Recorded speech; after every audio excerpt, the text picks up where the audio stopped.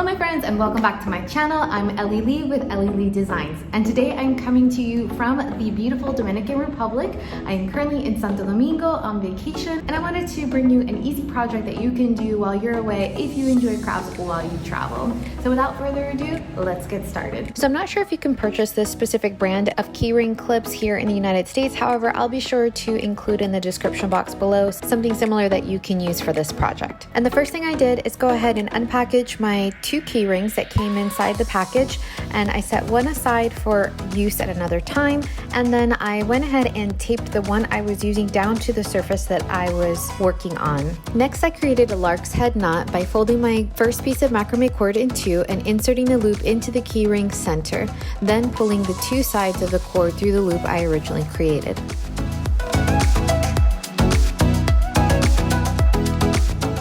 I then repeated this very same step with my second piece of macrame cord to prepare for our second knot in this design.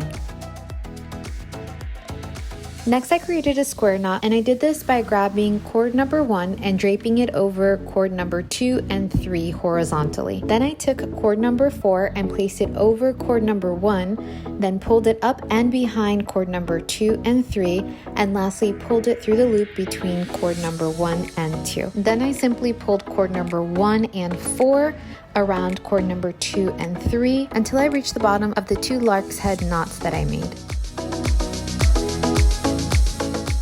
I then repeat the very same step about 1 inch below the knot that we created in order to begin the chain for our wristband. The only difference is this time I also did it in reverse and alternated from left to right until I got the length that I was looking for. But to do the reverse portion of it, all you have to do is begin by starting with cord number 4, draping it over cords number 2 and 3, and then taking cord number 1, placing it over cord number 4, pulling it up and behind cords number 2 and 3, and lastly pulling it through the loop between cords number 3 and 4 and tightening to complete the knot. Being a visual person, I realize the importance of giving you a different angle, so I'm hoping that from this side you're better able to see how I pulled the cord through to create the square knot.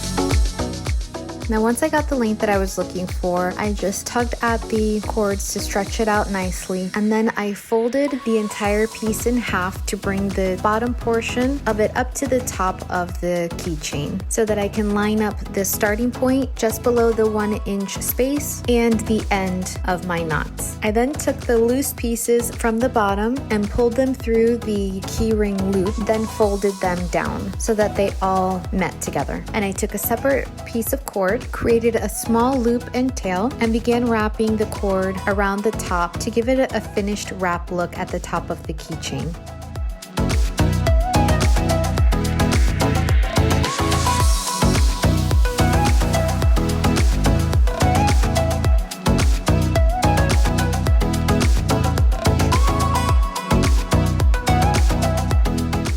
And once I finished wrapping the cord around nicely, I put the end of the cord through the little loop that I created at the beginning and pulled the other part of the cord so that it tucked the cord right underneath the wrapped portion. Once that was complete, I cut off all the loose ends, and that was it.